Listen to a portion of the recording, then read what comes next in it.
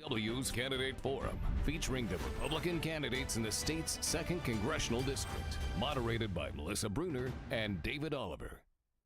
Good evening and thanks for joining us for our special Decision 2024 coverage. The Republicans vying for the Kansas 2nd Congressional District seat address the issues important to you. This is an open race, Melissa. Incumbent Jake LaTurner is not seeking re-election, so we're here to help you tonight to get to know those who want to take his place. We are very pleased to have all 5 Republicans in this race with us tonight. You'll see these gentlemen on your ballot coming up in a couple of weeks. Jeffrey Kahrs, Michael Ogle, Derek Schmidt, Schmidt Tiffany, and Chad Young. Gentlemen, thank you for being here tonight. And here's how we'll move through our forum this evening. Each candidate will have 1 minute for an opening statement, and we'll reserve time for each to give a 1-minute closing statement. We'll limit answers to questions to 1 minute each, and we are using alphabetical order to determine the order, rotating who goes first, second, and so on. Which brings us to our opening statements, beginning with Jeffrey Kahrs.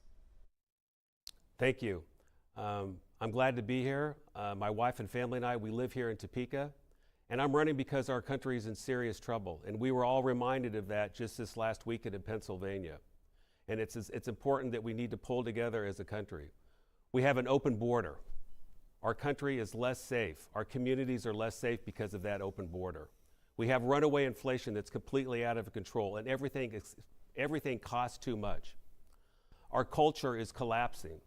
It seems like families, children, our common values, and our culture are under attack from the extreme left.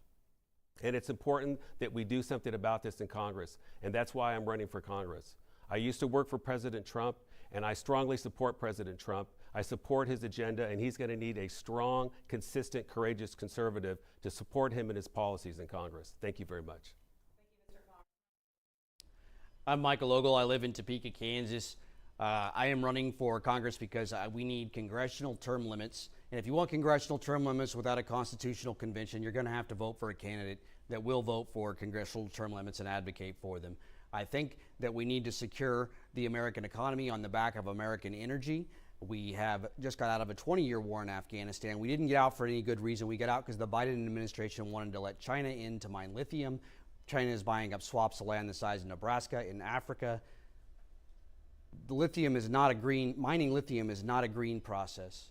And we need to secure American energy production, and we need to stop buying up Chinese energy and make sure American jobs and American economy, a lower price at the pump and a lower price for goods and services can be secure on the back of American energy. I'm for a secure border. I work for the Veterans of Foreign Wars as a service officer, and I'm for the veteran candidate, the pro-veteran candidate in this race. I'm Derek Schmidt. It's going to take more than talk to get America running again. I have a proven record of standing tall for our conservative values and delivering. As your Attorney General, I fought back and defeated Barack Obama's WOTUS overregulation of our farmland, stood up to Joe Biden and stopped him from his giveaway on student loans, led the fight here in Kansas to ban sanctuary cities, sued Big Pharma for peddling addiction to our kids and our neighbors, and brought back more money to fight addiction than ever before in the history of our state. And I was always there fighting hard to defend President Trump's America First agenda. I've been to the U.S. Supreme Court for you 8 times. 3 of those times personally argued those cases and won them all for you and for Kansas. I'm running for Congress because we need someone who can stand up, fight, advance our agenda, and make sure that as we get this country on track, Kansas is strongly represented. Derek Schmidt. Next up, Schmidt Tiffany. Good evening. I'm Schmidt Tiffany, a proud and lifelong Kansan, Christian, and conservative. I was raised by working class parents in Council Grove, which is where my wife and I have chosen to raise our 5 children and grow our business. 17 years ago, my brother and I bought the business that we grew up working in with nothing more than a handshake, a tremendous amount of work ethic, and a great deal of blessings. I am a product of the American dream, and we have grown that business from 6 employees to over 60. But that American dream is under attack by the radical left, and the career politicians have done nothing to stand in the gap on our behalf. I believe it's time to send an outsider and a cowboy to Washington, D.C. to fight and stand with President Donald Trump to protect Kansas values, to keep the American dream alive, and keep the radical left at bay. Mr. Tiffany, thank you. Chad Young. My name's Chad Young, and I live in Lawrence. I know who we're fighting. I know the attack we're under. I know how to stop them. We're looking at big pharma, big corporation, and big government attacking the people and selling us out for everything we have. They have an agenda against the free, sovereign people of this great nation. We must stand against them as hard as we can to do the best we can to survive and keep our sovereignty. Today's the day that we fight back and we do anything and everything that we can to stop them from attacking us. It's time to close the borders. It's time to fight back. And we ask ourselves this question: why aren't our borders closed? Because big corporation does not want them closed. Thank you. Gentlemen, thank you for your opening remarks. Let's get to the substance now. The issues important to you. Our first question, folks, tonight reflects the events that have certainly drawn our attention the past several days. Saturday's assassination attempt on former President Donald Trump. It has drawn attention to the high-charged nature of politics in recent years and calls to tone down the rhetoric. So the question is, what, if anything, do you think needs to change about campaigns and politics, and how will you work to make that change? And now we're going to take our answers right now. First answer tonight from Michael Ogle. We need to return to the rhetoric of our founders. Our founders were revolutionaries. They fought for our freedom. They fought for our independence. They secured our independence. The long history of America is the long struggle for liberty, and it's time to provide those blessings of liberty for everybody that is a citizen of the United States.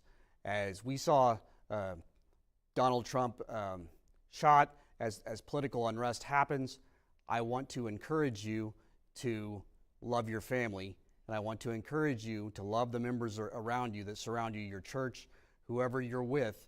I want you to take time for that, because there's going to come a time when you may not be able to. As a soldier, I've gone forward and I've done the hard things for this nation.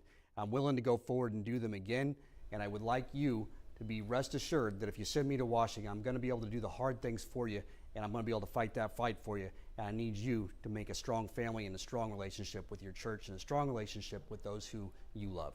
All right, now an answer from Derek Schmidt tonight. Well, like I know all Americans, I thank Almighty God that President Trump was missed and that he is alive and able to carry on. Look, there have been terrible acts of violence throughout American history, most done by people who are deranged, who are imbalanced, who are improperly motivated, whatever it may be. I think that to blame anybody but the shooter or whoever may be behind all of this distracts us from what's really going on here. Look, we have to focus in our politics on issues. I believe that. I think we have to focus on the interests of you, the viewers, and the people of the 2nd Congressional District. We have to put those issues and those needs front and center. But we can't shy away from that simply because some individual in Pennsylvania did a terrible, horrendous, unthinkable act. And I know that all of my colleagues here will join me in prayer, not only for President Trump and our nation, but also for those who lost their lives and are seriously injured in Pennsylvania. Thank you for the answer there. Now to Sean Tiffany. Well, last Saturday's events were shocking, not just to myself, but to the nation. And we do live in the greatest country that has ever existed. And praise God that he kept his hand on President Donald Trump and preserved him in order to be the next president of the United States of America. And furthermore, I'm thankful that Saturday's events steeled our nation. It has drawn the Republican Party together and perhaps drawn folks that were on the fence or maybe even a little to the left together to go forward and make our country great again. Like President Donald Trump, I feel like our country was not set up to be led by career politicians and bureaucrats. I think it's time to send outsiders to Washington, D.C. who are bold enough to say what people in the district are thinking and say it out loud and say it boldly. That way the left knows exactly what we're thinking. It's time to do something different if we want to get something different out of Washington, D.C. Thank you very much. Now to Chad Young. Well, once again, we see where big government has failed the security of Donald Trump. They put a slum of security on him. They did not stand up for him once again. We, the people, must stand together in unity. And I say this a million times, there was no joint action by our government. They did not care for Trump. I care for Trump, and I'll fight for what Trump stands for, because that's the very reason. We need unity. A joint action by a group of people in which group unity and efficiency are placed above individual interest, not the nonsense in Washington. Vote for a patriot, not a politician. It was patriots that brought this great nation together, and it'll be patriots that seal it. Thank you very much. And finally tonight from Jeffrey Kahrs. Well, thank you for that question, and I alluded to this earlier. Our country's in trouble. It's in serious trouble. We were reminded of that in that terrible act that happened in Pennsylvania. And even President Biden acknowledged that his rhetoric needed to be toned down. And there's going to be questions about the Secret Service and how this catastrophic security failure took place. But the important thing is that President Trump survived this attempt. I'm confident that he is going to be elected. I know that the Lord God above intervened and to save his life. And my wife and I and all of us are very thankful for that. And the president is going to need strong, consistent, courageous conservatives like myself to serve with him in Congress to make sure that he is successful with his agenda.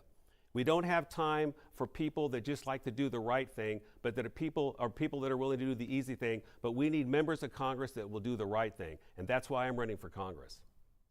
Thank you all. Continuing with discussions that have been amplified by those recent events. Saturday's assassination attempt, along with school shootings we've seen nationwide, continue to draw attention to how people may access guns in our country.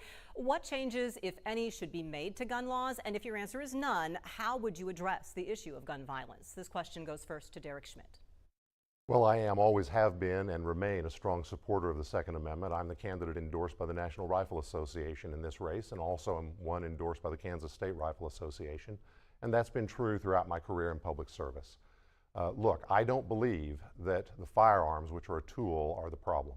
I believe that the misconduct of individuals in our society, whether they are deranged or ill-motivated, those are the problems.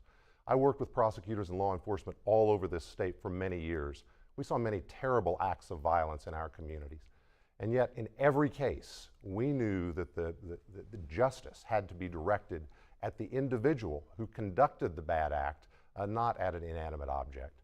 One of the last things I did while I served in public office was to recommend enhanced criminal penalties in our state for people who use firearms to commit violent acts against other people, an extra penalty.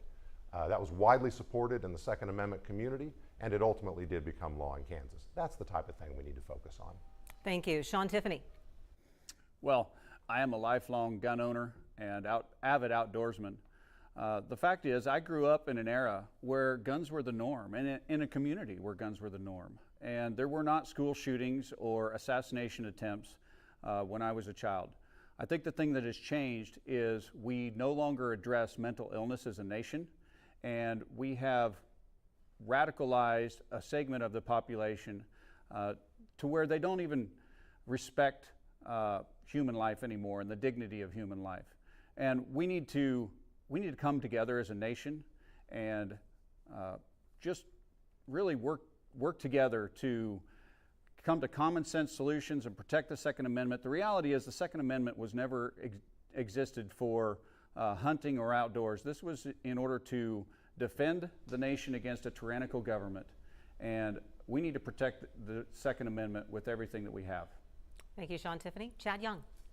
Well, the answer clearly is this, and I respect every man that sits here today, but the answer clearly is this. I ran a nonprofit for troubled youth, young men and young women and veterans, and I would take some of the veterans and teach some of the young women and men and young children how to handle a weapon, what the rules were. We don't have that in America because we're so divided with husbands and wives and divorce. We have to bring it back to where father figures can step in and teach, where veterans can be placed in schools to protect schools. Now, we're losing 19,000 veterans a year. We can put them and make a program where they can protect. We have to have answers, just not a bunch of blah. That doesn't work. Thank you very much.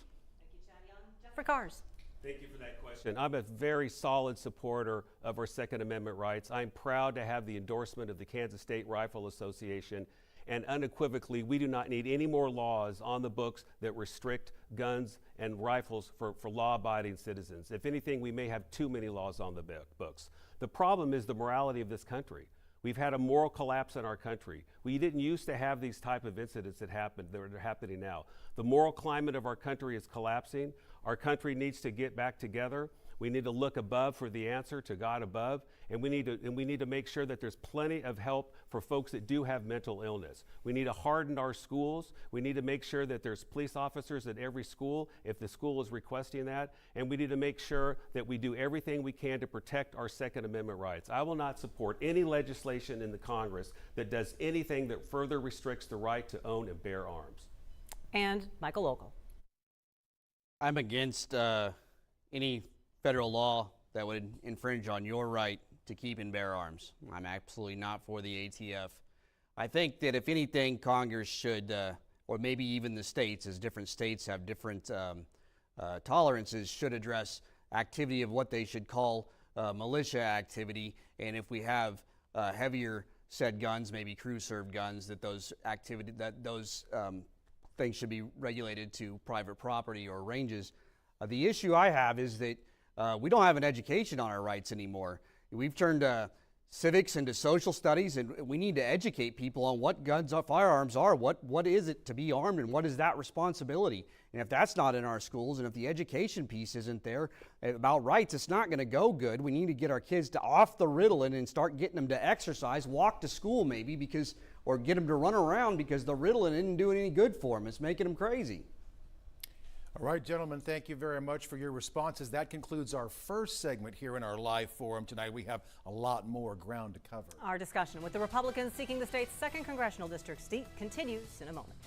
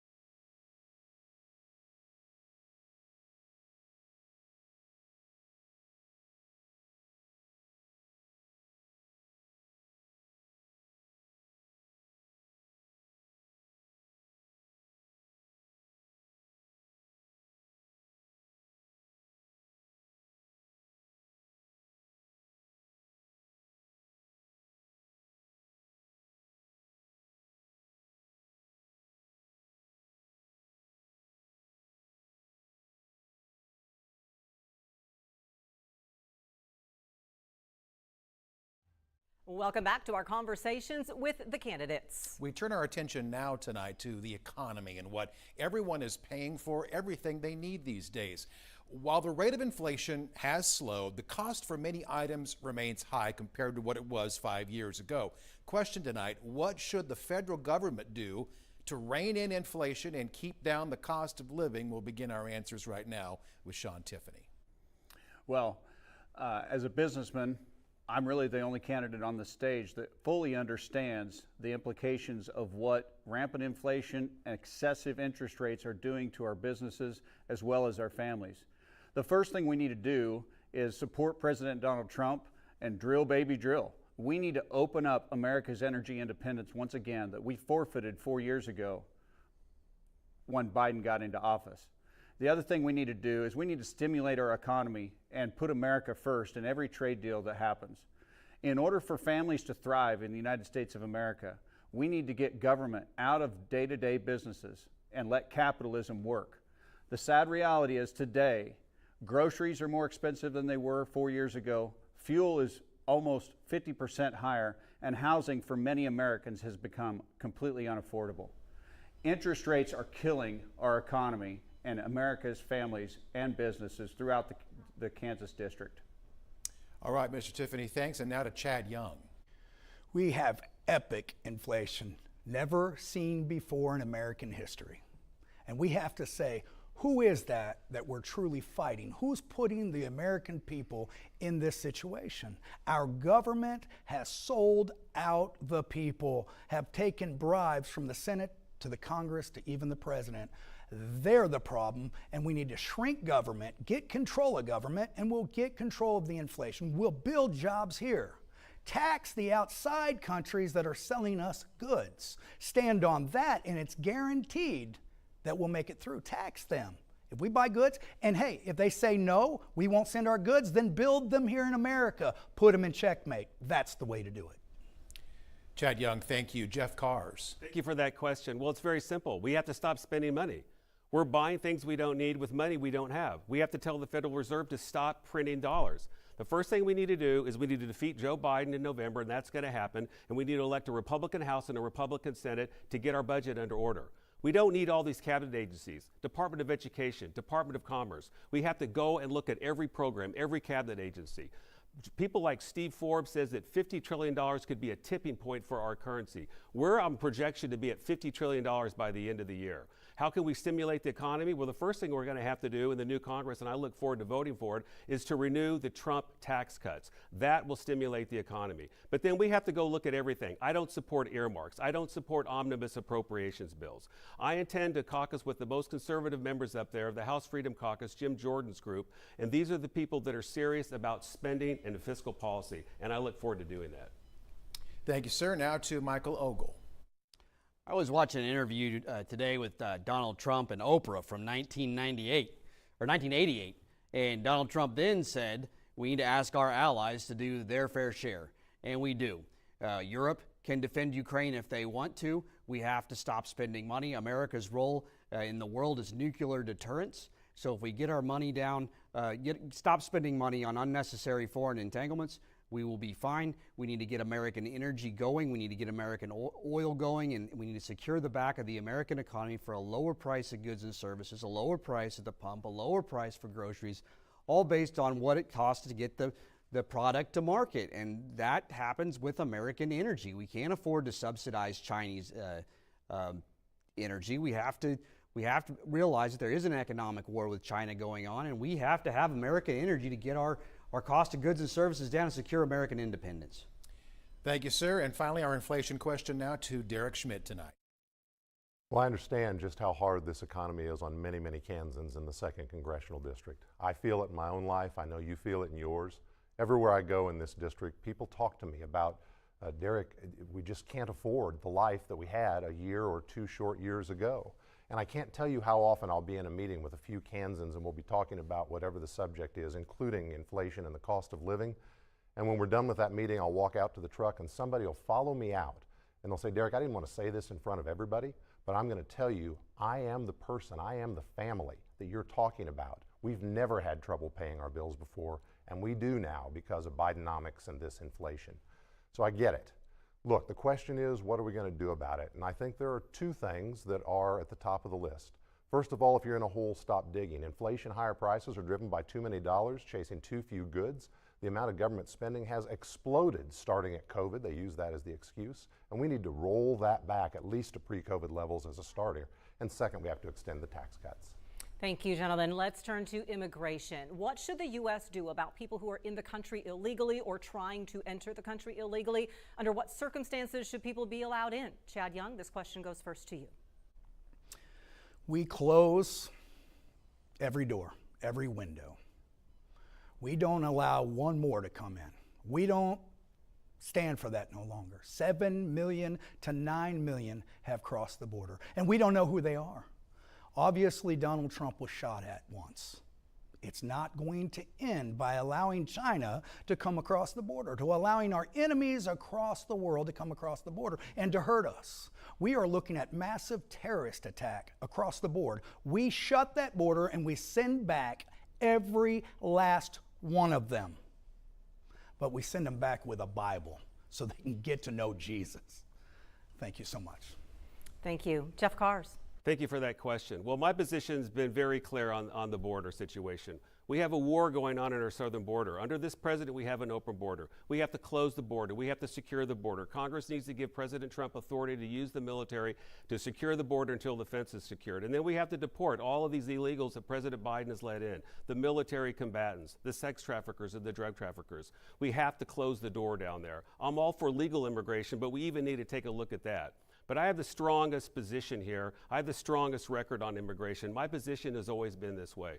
Unfortunately, two of my opponents here that are on the stage with me, one of them when he was in the state Senate voted against E-Verify 5 times. E-Verify is the one thing that makes sure that illegal aliens in America don't take our jobs. He also voted to provide benefits for illegals. And the other colleague that is on the stage with me comes from an industry that is very lax when it comes to illegal immigration. So I will strongly support what President Trump's policy will be to deal with the border and to deal with illegal aliens. Thank you. Michael Ogle. Well, I've worked in border security when I was in the Horn of Africa. We secured the border from Yemenis terrorists that would come over from al-Shabaab terrorists. And I would say we need to send our Army Rangers down to raid and destroy drug traffickers, drug smugglers, and human traffickers. If you want to engage in that kind of criminality, I don't have any use for you. I want to send Foreign Internal Defense to build solid citizens in Mexico that can oppose that kind of criminality. We think we need to use the National Guard at the border, and we need to have Gray Eagle assets to surveil. Now, here's the deal. We will create a huge problem if we separate children from their families. We cannot separate children from their families. Children that don't have families tend to grow up and be very angry adults, and we can't have that. So as long as the parents are trying to be good parents, I think we need to ease the path to citizenship and ease the path to citizenship for people that want to come here and be an asset. Michael Ogle, thank you. Derek Schmidt. America is a nation of immigrants. We also are a nation of laws, and we must enforce our laws at the southern border so that we put America first in immigration policy on who may come and who must go. I have the strongest record on this stage in fighting illegal immigration. In January of 2022, I went to the southern border at the invitation of Texas Governor Greg Abbott and Attorney General Ken Paxton. They asked me to come down and take a look so that we could help Texas to stand in the gap while Joe Biden dismantled the Trump immigration policies that were working. I did that. I'm grateful to have the endorsement of Attorney General Paxton in this race. He knows what it takes. I've also been to the U.S. Supreme Court, all the way to the High Court, to make sure that Kansas can enforce our laws against illegal immigrants in this country. And I have prosecuted people who have come across our border illegally, and they have committed terrible, heinous acts against Kansans right here in our communities, murders and rapes. That's not the majority, but every one of those people should never have been here. No Kansan should have been victimized. We must enforce the Trump border policies. Derek Schmidt, thank you. Finally, Sean Tiffany. Knowing that this is the most important issue to the district, I actually took the time last month to go down to the border and see it for myself. It is a foreign invasion, it is a national security threat, and it is a humanitarian crisis. I will stand with President Donald Trump to build the wall and defend our border with the military. The reality is the Biden administration cares more about the borders of Ukraine than they do our own. And that is why all of these deplorable people have come into our nation, to drain our taxpayer benefits and enjoy things that they didn't contribute to in our country. The reality is the folks that are coming here are doing so because they've been incentivized to do so. During his time in the legislature, Derek Schmidt voted to allow in-state benefits in-state tuition for illegal immigrants, when hardworking Kansas families, much like the one I grew up in, can't afford to send their own children to college.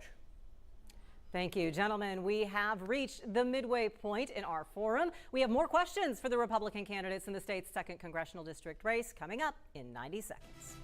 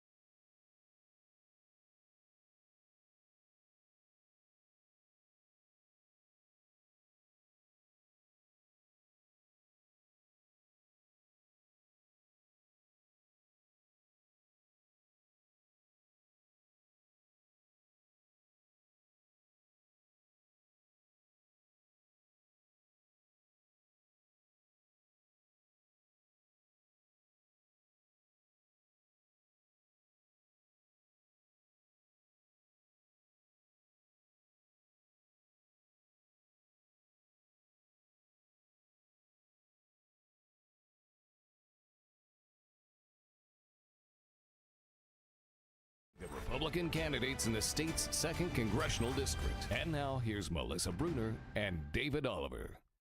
And indeed, we are glad to have you along for our live broadcast here this evening. Our next question for the candidates looks at Social Security. A recent analysis from the Population Resource Bureau found the number of Americans aged 65 and older is going to increase 47% from 2022 to 2050. That makes Social Security a concern for a lot of people. The question tonight: what do you propose that would keep the program viable in the long run so that people who paid into the program will receive the benefits that they are expecting? Again, we're rotating alphabetically. Jeff Kahrs, you get the first response. Well, thank you that's a great question. We have to look at every entitlement program to make sure that they're going to be here later on when the people that have paid into them need to kick in for themselves. So for Social Security, we need to make sure for the folks that are already on Social Security that the benefits will be there. But the reality is we're going to have to raise the retirement age for people that are younger now. That's the only way to make this program sustainable. Right now, it's looking to be underwater within the next 10 years.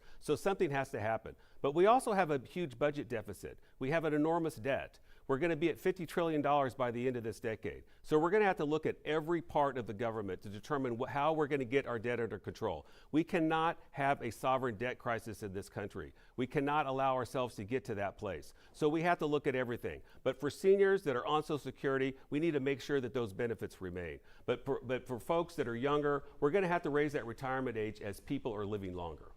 All right, thank you, Mr. Kahrs. Now to Michael Ogle.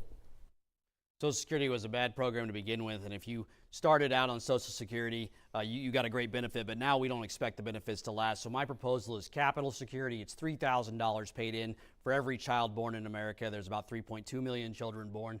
That $3,000 gets put in the market at a 12% rate of return for 65 years. It's now worth $1.4 million.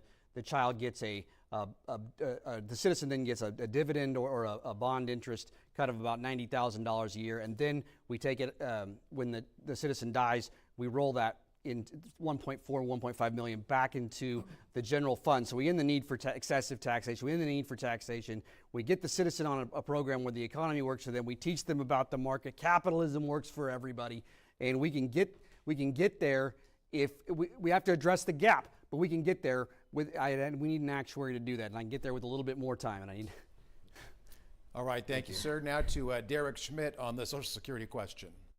Well, I agree with President Trump. We must not cut benefits for those who are relying on Social Security, and I think that is particularly important in this time of high inflation when it's increasingly difficult to make ends meet, especially for people who are on fixed incomes. We do have to ensure the long-term solvency of the Social Security system so that we can ensure those benefits are paid over time. That was done once before, and our own Bob Dole in Kansas was part of that discussion many, many years ago. It is going to be time for one of those discussions again to make sure that system remains solvent. I think this is an area that is ripe for us to look at. Right now, when people pay into their own retirement through Social Security, those funds are supposed to be put into a trust fund that earns a return over time to help fund those retirement benefits. But the reality is Congress has continued to take the money out of the trust fund and use it, putting back a bunch of IOUs with a low interest rate for other purposes. I think we have to stop raiding the trust fund, and just like with Kansas retirement systems, we have to look at ways to get a higher rate of return out of those monies to support long-term benefits. Thank you very much for the answer there. And now to Sean Tiffany.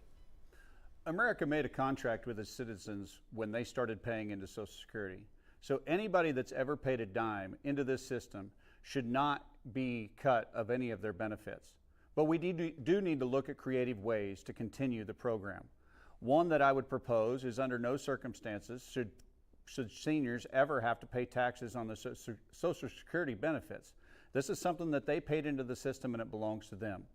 Career politicians couldn't keep their hands off the system, and they've used those monies to do other things in our government.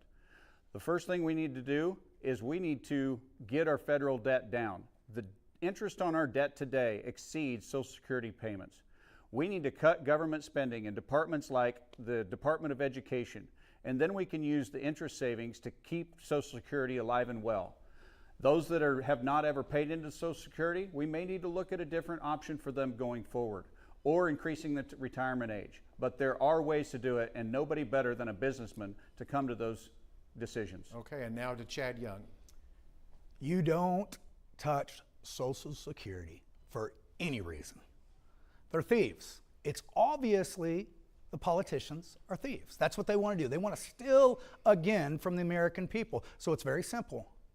You abolish 3 major programs in government: FBI, CIA, and education. You take the leftover money and give it to our people.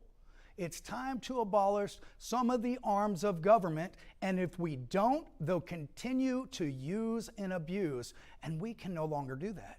Let's for once use and abuse them. Let's put them out of the program like Ronald Reagan said.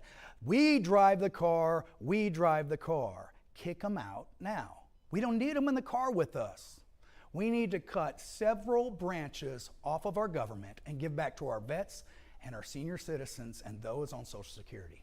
All right, thanks for your responses tonight. Well, now we are going to talk about all of you. The 5 of you bring a mix of backgrounds, both in and out of politics. So our question is, having political experience a good thing or a bad thing? Mr. Ogle. Yeah, I think that having some political experience is a good thing. I was a Army officer. I was a major. I retired as a major, and I'm an Operation Enduring Freedom veteran, and I work with veterans. So, I secured $250 million for veterans. Me and 6 other veterans we work for the Department of Foreign Wars, or via Veterans of Foreign Wars. So is political experience a good thing? Maybe. But I think what needs to be done is for us to be able to address the needs of our nation, what needs to be happening. If I were to be elected, I was probably, and I will, surround myself with people that are smarter than me on the issue that needs to be addressed, and will tell me when I'm absolutely 100% wrong. There's no room for yes men anymore. There's no room for lockstep. There's no room for anybody that wants to kowtow to any ideas. We have to find the truth and get to the best answers, and when the decision is made, we have to just go and make a good decision and move forward. Thank you, Mr. Ogle. Derek Schmidt. Of course it's a positive. I think that you wouldn't hire a professional for any job that didn't know how to do the job. And I think it's really critical at this time in America's history that we have people who can hit the ground running and be strong supporters of President Trump the day they take the oath of office, and understand how the machinery of government can work on behalf of you, the people of the state of Kansas. We have to be able to get things done. The critical qualification is understanding Kansas and understanding you and the struggles that you have in your family, in your life, in your businesses. I've spent a lot of time over many years in communities all across this state, big and small, listening to people from every walk of life, coming to understand perspectives that are different from my own. I bring the ability to go get things done that you need done in Washington. Thank you, Mr. Schmidt. Sean Tiffany. As a business owner who has interviewed hundreds and hundreds of candidates for employment, I realize how important experience is. But I also realize that things that are more important than experience. Things like integrity, things like work ethic, things like a solid backbone. The founders of our nation were not career politicians. They were farmers, they were soldiers, they were businessmen. And I don't think they ever envisioned a scenario where career bureaucrats and career politicians would govern our nation. Derek Schmidt signed a pledge for term limits. But in reality, he's been in politics since 1992 when I was in junior high. No piece of paper or signature thereof is going to change the fact that he's a career politician. Jeffrey Kahrs is a career bureaucrat. Unlike my peers up here on the stage, I have never taken a government paycheck a day in my life. It's time we send businessmen and agriculture-minded people and folks that have worked and lived in Kansas to Washington, D.C. to represent us at a national level. Mr. Tiffany, thank you. Chad Young.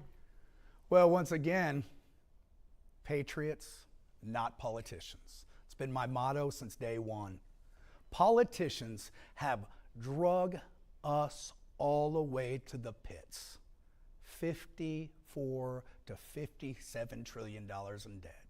When are we going to wake up? It wasn't the people that did that. It was the politician. It wasn't the patriot that done that. It was the politician. And it's time we wake up and put a patriot in office that will fight back against the tyranny in America, in government. We, the people, must stand together and doing everything we can to stand, using God and Jesus Christ to fight back. If we do the foundation of God, we win. Bring it back and get rid of the politicians. Thank you. Thank you, Mr. Young. And Jeff Kahrs. Thank you. Of course, experience matters. For the last 3 years, I've been the senior advisor and the district director for Jake LaTurner. I am not a bureaucrat. I've been a servant. I've been a servant to Governor Brownback. I've been a servant to Congressman Tiahrt. And before I worked for Mr. LaTurner, President Trump invited me to join his administration, and I oversaw a major cabinet agency in the Midwest. So you better believe experience matters. I have 20 years of experience working on Capitol Hill. If I get elected in August and November, I won't be going up there as a freshman. I'll be going up there as sophomore with my experience. I know what committees I want to serve on. I know the type of staff that I want to serve on. I know how to do constituent services. I've been overseeing that for the Congressman LaTurner, which is a very important part of this job. So I'm looking forward to this. What we don't need is another career politician.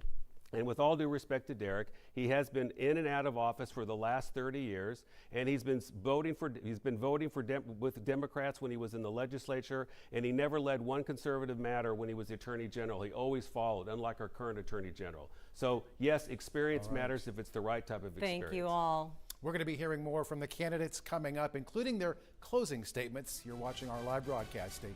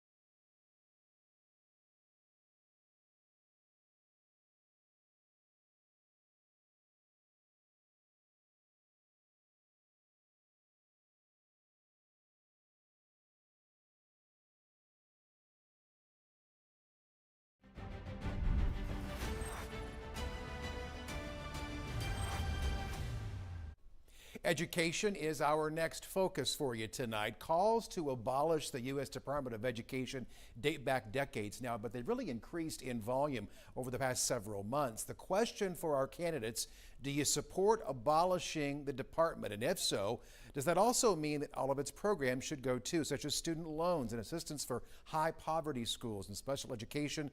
Mr. Schmidt, will begin with you. Well, I think education is a local and state issue, or in the appropriate cases, a family issue. I think the federal Department of Education should never have been created. That was a decision made in the Jimmy Carter administration, and I think it was a mistake of federal public policy. Now, all of these years in, as happens with so much in Washington, it's become entrenched. I think we ought to have a discussion about whether we can abolish the department, dismantle the department, reorganize the department, but the bottom line is I want to see us move all of that power and money out of the bureaucracy in Washington, D.C., and move it back to the states where it belongs. I do think there are important things that the department does that if we are to abolish it, which is fine with me, then I think that we have to find a different home for them. For example, I think some of their civil rights enforcement is very important to make sure that local school districts always have somebody that makes sure every kid's rights are being enforced and that there's a place for folks to go when they need some outside eyeballs and assistance. All right, Derek Schmidt, thank you. Now to Schmidt Tiffany. So education is something I'm very passionate about, and this is why my wife and I have chosen to homeschool our 5 children. It gives us the freedom to educate our children the way we see fit. Matter of fact, my oldest just completed not only his junior year of high school, but also his freshman year of college simultaneously because of the flexibility that allows us. That said, I realize that our means of education isn't right for everybody. And I do believe that parents without question should have the first choice in their education. As far as the Department of Education goes at the federal level, I do think it should be dismantled entirely. It is wasteful And our children nationally are failing in every matrix compared to foreign students or their foreign counterparts across the world. Furthermore, I do think that that needs to be regulated and is much more efficiently done at the state level. We do not need to abolish these special ed programs and other things that you mentioned, but they do need to be done at the state level. All right, thank you very much for your answer there. Now to Chad Young. Well, we have to look back again on who we're fighting and where it came from. Mr. Rockefeller, he put his feet right into our educational system, and we look forward to see what Rockefeller put. He made a very horrible quote and a plan for the American people and the children. He said he didn't want a nation of thinkers. He wanted a nation of workers, of slaves. That's all the educational system is doing, is teaching them where they're told to go by big corporation, big government, big tech. It's time to homeschool. It's time to teach our children what we want. It's time to abolish education and lead our people in sovereignty. And we need to do that now with freedom of mind and critical thinking. We need that today with our children. Thank you. All right, Mr. Young, and now to Jeff Kahrs. Thank you for that question. It's a great question. It's an important question. I absolutely support the abolishing the Department of Education. There are several cabinet agencies that we do not need. Less government is always better than more government. Education needs to be decided at the local level or the state level. It needs to be decided by the parents. The parents need to be in full control of what their kids are being taught in the public school system, period. We don't need the federal government involved. If there is anything good going on at the federal level of Department of Education, we can send that down to the states, and our local school boards and our state school boards can monitor and oversee those programs. But we absolutely do not need a Department of Education. Our education system in our country is failing.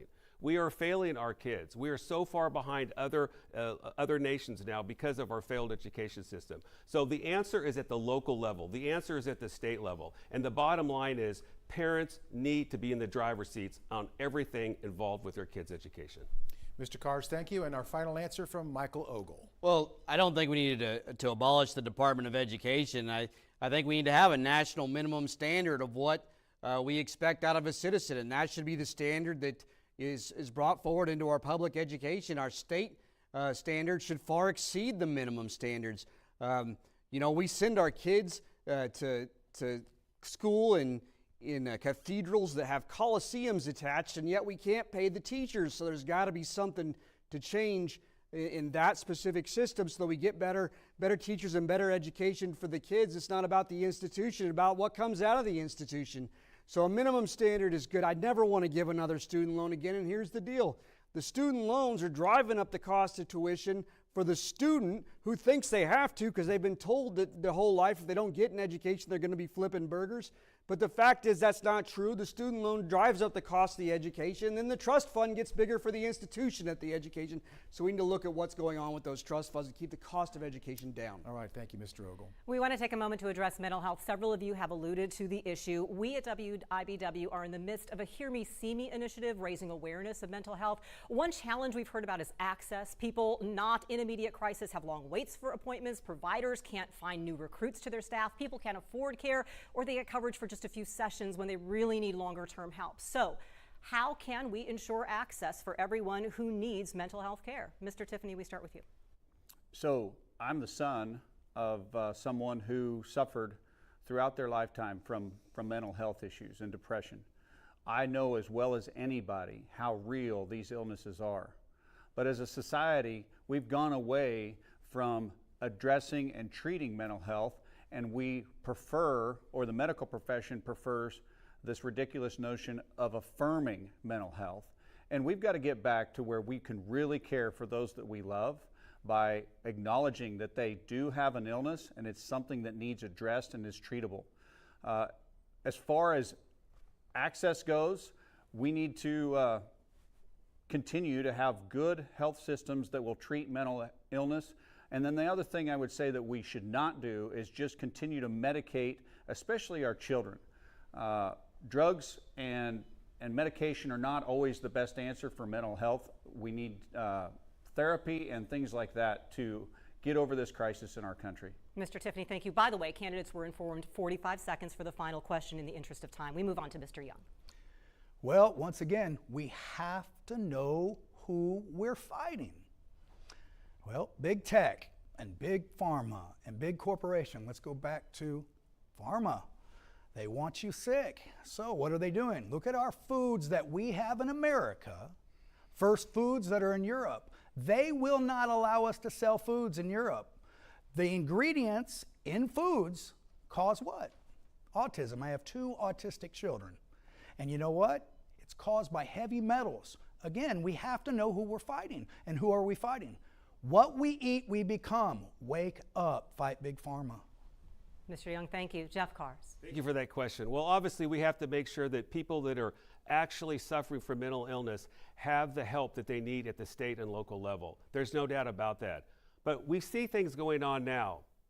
Look at what's going on with kids that are confused about their gender.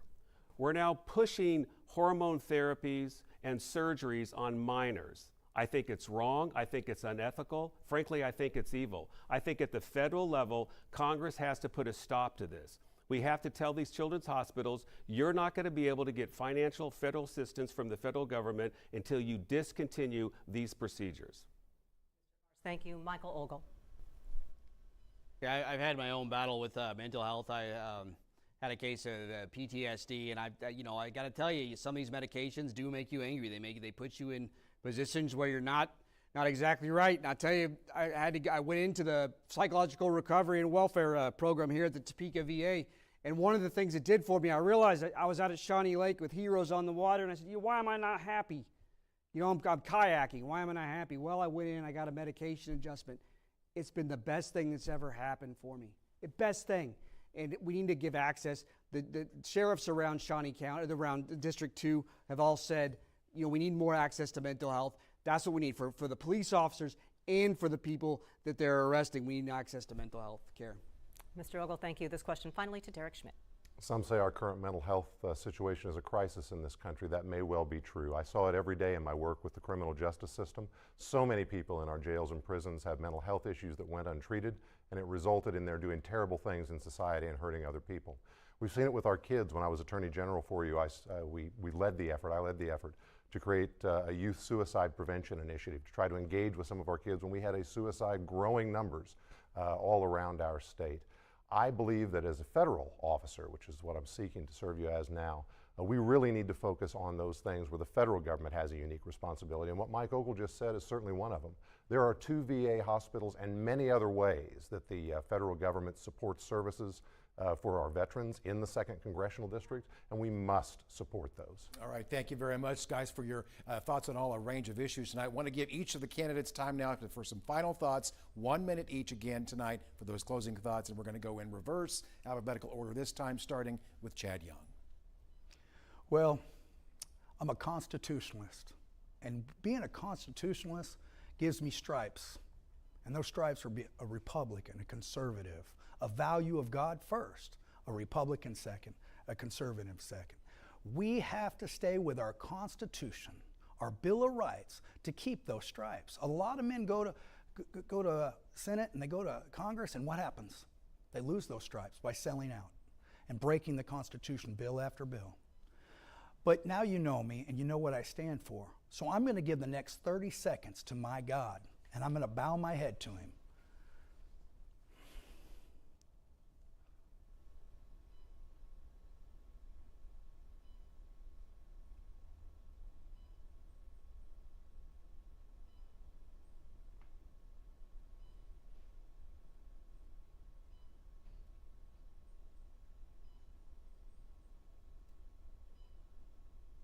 Thank you, Mr. Young, and now to Sean Tiffany.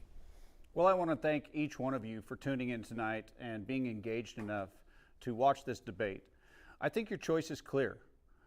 If you feel like you're as well off as you were 4 years ago under an outsider like President Donald Trump, then maybe you have an option. But if you're happy with where you've been with what career politicians have given you, well, then I'm probably not the guy to get your vote. But if you think it's time to do something different in Washington, D.C., send somebody that's an outsider who has had the opportunity to work on behalf of Kansas agriculture and rural broadband and even testify before the Senate Ag Committee, but who has never drawn a government paycheck a day in their life, well, then I think your choice is clear. And it's time to send a cowboy to Congress and send somebody who's willing to go fight on your behalf to Washington, D.C. Thank you, sir. Final thoughts now from Derek Schmidt. Well, thanks for taking time to participate tonight and for being an informed citizen. This is the way that our self-governing system is supposed to work, and it's all because you are engaged. This campaign is not about us. Look, there's a political campaign, and the five guys here on the stage and the folks in the other party who are doing the same thing, they're going to take shots at each other and they're going to complain about this or that. But at the end of the day, what's important is that your life be better when this campaign ends and one of us goes as your advocate and your voice in the United States Congress. I would ask you to let me go be your advocate, to stand and fight for you and get things done the way I have throughout my public service on your behalf, to fight and stand tall for our conservative values, and at the end of the day, to leave this state, to leave your family, to leave our communities, and to leave our country better than we find it today. That's what this is supposed to be about, and you have the power to get it done. I'm Derek Schmidt, and I'm asking for your vote for Congress. Thank you, sir. And now to Michael Ogle. I'm Michael A. Ogle, and I'm asking for your vote on August 6th. I'm a veterans advocate. I've advocated for veterans for a long time, and I've done a lot to advocate to Dennis McDonough. The PACT Act does not do enough. It puts veterans on a registry, and in 30 to 40 years, they're going to tell us how we died. We need to enumerate the toxins that we were exposed to. I am for the politics of Washington. For George Washington, I am weary of foreign entanglements. I say make the most of the Indian hemp seed and grow it everywhere. And if everybody knows a good woman is all you really need, a bad woman will put a man on his knees, and I found a good woman. So, Nicole Poli, if you're out there, will you marry me? All right, how about that tonight? And now to Jeff Kahrs. Well, I say thank you so much for tuning in tonight and taking a look at this race and all that's going on. The reality is, even though there's 5 men on this stage, this race is really a 2-man race. It's really between Derek Schmidt and myself, and there's a vast difference. This is an easy choice for the conservatives here. You can go with a go-along, get-along career politician who voted with Democrats when he was in the state Senate, who never took any leadership when he was the Attorney General. He always followed other conservative Attorney Generals around the nation, unlike our current Attorney General, who's leading as a conservative within the AG's office. Or you can go someone who's got a record of a strong, consistent, courageous conservative record.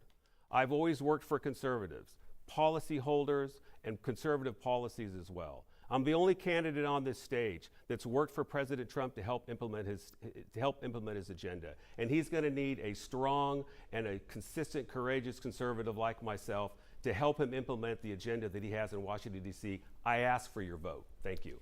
All right, gentlemen, thank you so much. You've certainly heard a lot tonight from these candidates, and now it's up to you. Proposals of all kinds. Yeah. The deadline to register to vote in the August 6th primary election is tonight. You can do so online until midnight. Right there's the website, kdor.ks.gov/apps/voterreg. Advance voting by mail begins tomorrow. Check your local elections office for in-person advance voting. It starts tomorrow in Riley County. Shawnee County, it's Monday.